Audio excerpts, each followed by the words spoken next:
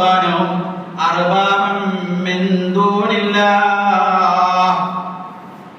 ഇത്തഖദൂ ക്രിസ്ത്യാനികളും ജൂതന്മാരും അഹ്ബാറഹും വറുഹ്ബാനഹും അവരുടെ പണ്ഡിതന്മാരെയും പുരോഹിതന്മാരെയും സ്വീകരിച്ചിരിക്കുന്നു അർബാബൻ മിൻ ദൂനില്ലാഹ്, അല്ലാഹുവിനെ കൂടാതെ റബ്ബാക്കി.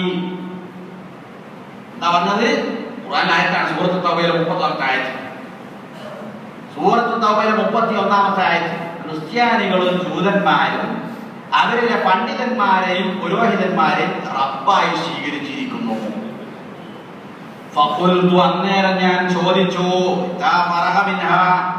ആ ആയത്ത് പാരായണം ചെയ്ത് കഴിഞ്ഞ സന്ദർഭത്തിൽ ഞാൻ തിരുമേനിയോട് ചോദിച്ചു, ഇന്നാ ലസ്നാ നഅ്ബുദുഹും, പ്രവാചകരെ ഞങ്ങൾ അവർക്ക് ഇബാദത്ത് ചെയ്യാറില്ലല്ലോ.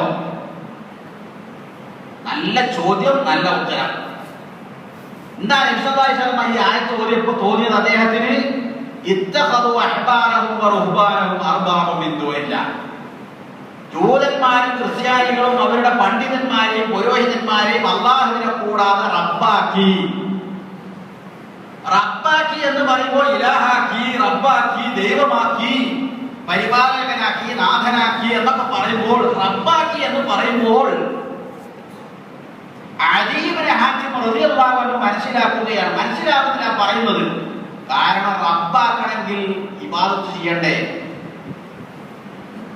ഒരാളെ ഞാനൊരാളെ റബ്ബാക്കി എന്ന് പറഞ്ഞാൽ, ഞാൻ അയാളെ റബ്ബായി സ്വീകരിച്ചു എന്ന് പറഞ്ഞാൽ ഞാൻ അയാൾക്ക് ഇബാദത്ത് ചെയ്യണമല്ലോ. അപ്പൊ ഇബാദത്തിന് ആരാധന എന്ന ഒരർത്ഥമാണ് അദ്ദേഹം മനസ്സിലാക്കിയിട്ടുള്ളത്. നസ്നാ നഅ്ബുദുഹും, ഞങ്ങൾ അവർക്ക് ഇബാദത്ത് ചെയ്യാറില്ലല്ലോ. ഖാല, നബി സല്ലല്ലാഹു അലൈഹി വസല്ലം ആ ആയത്തിന്റെ തഫ്സീർ നബി സല്ലല്ലാഹു അലൈഹി വസല്ലം പറഞ്ഞു കൊടുക്കുക. അപ്പൊ ഏത് ആയത്തിന്റെയും തഫ്സീർ റസൂൽ പറഞ്ഞ തഫ്സീറാണ് ആധികാരികമായ തഫ്സീർ. ഖാല, തിരുമേനി പറയുന്നു, അലൈസ യുഹർരിമൂന മാ അഹല്ലല്ലാഹു ഫതുഹർരിമൂനഹു വയുഹില്ലൂന മാ ഹറമല്ലാഹു ഫതസ്തഹില്ലൂനഹു. ഖുൽതു ബലാ, അവർ നിങ്ങൾക്ക് അല്ലാഹ് ഹറാമാക്കിയത് അവർ നിങ്ങൾക്ക് ഹലാലാക്കിയാൽ നിങ്ങൾ അത് അങ്ങനെ കൂട്ടൂലേ? അല്ലാഹ് ഹലാലാക്കിയത് അവർ ഹറാമാക്കിയാൽ അത് ഹറാമാണെന്ന് നിങ്ങൾ മനസ്സിലാക്കൂലേ? ഇതിനൊരു കഥയുണ്ട്. അതായത് ശവം തിന്നണം ഇവർക്ക്. ഇപ്പൊ വണ്ടി കയറിയിട്ട് ഒരു കോഴിനെ വാഹനം കയറി കോഴി ചത്തെന്ന് വിചാരിക്കുക, അത് ഹറാമാണ്. എന്നാൽ നമ്മളൊരു കത്തിയെടുത്ത് കോഴിനെ വിസ്മിച്ച് അറുത്താലോ അത് ഹലാലാണ്. അപ്പൊ ഇവർക്ക് ഈ ശവം ഹലാലാക്കണം. ആർക്ക്? ഈ പണ്ഡിതന്മാർക്ക്, പുരോഹിതന്മാർക്ക്. അത് അവർ പറഞ്ഞ ന്യായം, ഒട്ടു ന്യായം എന്തായിരുന്നു അറിയോ? നിങ്ങൾ ഇതൊക്കെ തഫ്സീലുകൾ കാണാൻ സാധിക്കും. അവരെ ചോദ്യം ഭയങ്കര യുക്തിയാണ്. അന്നേ ഉണ്ട് യുക്തിവാദികൾ, ഒരു യുക്തിയില്ലാത്തവരാണല്ലോ യുക്തിവാദികൾ. അവർ ചോദിക്കുന്ന ചോദ്യം ഇതാണ്: നിങ്ങൾ കൊന്നതിനെ നിങ്ങൾക്ക് തിന്ന ഹലാല്, അല്ലാഹ് കൊന്നത് ഹറാമ്. നല്ല ചോദ്യമാണല്ലോ. ഒരു ജീവി ചത്തുപോവുക എന്ന് പറഞ്ഞാൽ എന്താ ഇതിന്റെ അർത്ഥം? അള്ളാഹു അതിന്റെ ആത്മാവ് എടുക്കുക എന്നാണ്. അള്ളാഹ് കൊന്നതാണ്. അപ്പൊ അവരെ ചോദ്യം ശവം ഹലാലാക്കണം. അള്ളാഹ് ശവം ഹറാമാക്കി. മുസ്ലിങ്ങളോട് പറഞ്ഞിരിക്കുന്നത്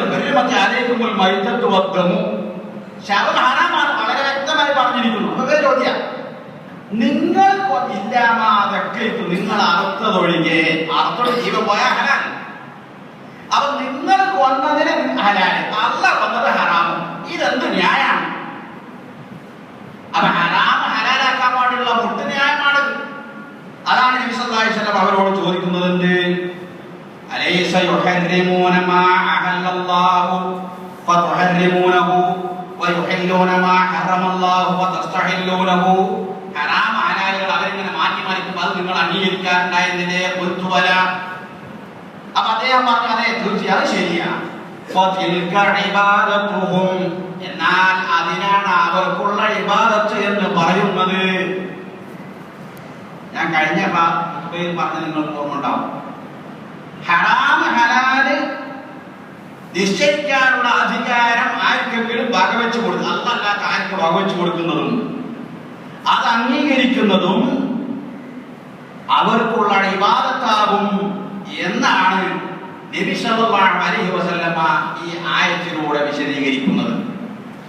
ഈ ആയത്തിന്റെ തഫ്സീറായിക്കൂടെ നബി സല്ലല്ലാഹു അലൈഹി വസല്ലമ സഹാബത്തിന് പറഞ്ഞു കൊടുക്കുന്നത്, ഈ പണ്ഡിതന്മാരുടെയും പുരോഹിതന്മാരുടെയും മുമ്പിൽ നമസ്കരിക്കുന്നു എന്ന് നിങ്ങൾ മനസ്സിലാക്കണ്ട. അവരുടെ മുമ്പിൽ പൂജാ വഴിപാടുകൾ അർപ്പിക്കുന്നത് കൊണ്ടുമല്ല ഇബാദത്ത് ചെയ്യുന്നു എന്ന് പറഞ്ഞത്. അവരുടെ മുമ്പിൽ സാഷ്ടാംഗം നമിക്കുന്നത് കൊണ്ടോ സുജൂദിൽ വീഴുന്നത് കൊണ്ടോ അല്ല അവരെ റബ്ബാക്കി എന്ന് പറഞ്ഞത്. മറിച്ച് അള്ളാഹുവിന്റെ ഈ അധികാരം, ഹറാമും ഹലാലും ആക്കാനുള്ള ഈ അധികാരം, അള്ളാഹുവിന്റെ ആ ഹക്ക് അത് സൃഷ്ടിക്ക് വകവെച്ച് കൊടുക്കുമ്പോൾ അത് ശിർക്കാകും. അതാണ് അവർക്കുള്ള ഇബാദത്ത്. അതുകൊണ്ടാണ് അള്ളാഹു അവരെ റബ്ബാക്കി എന്ന് പറഞ്ഞത് എന്നാണ് കഴിഞ്ഞ ഖുതുബയിൽ പറഞ്ഞതിന്റെ ഖുർആനിൽ നിന്നും സുന്നത്തിൽ നിന്നുമുള്ള തെളിവുകളാണ് ഇവിടെ പറഞ്ഞിട്ടുള്ളത്. അല്ലാഹു സുബ്ഹാനഹു വ തആല തൗഹീദ് അതിന്റെ യഥാർത്ഥ രൂപത്തിൽ മനസ്സിലാക്കുവാനും അങ്ങനെ നമ്മുടെ ജീവിതം ശിർക്കിൽ നിന്ന് മുക്തമാക്കുവാനും നമുക്കെല്ലാവർക്കും തൗഫീഖ് നൽകി അനുഗ്രഹിക്കുമാറാകട്ടെ. നമ്മിൽ നിന്ന് വന്നുപോയ എല്ലാ തെറ്റുകളും കുറ്റങ്ങളും പാപങ്ങളും അല്ലാഹു നമുക്ക് പുറത്തു തരുമാറാകട്ടെ. اللهم اغفر للمؤمنين والمؤمنات والمسلمين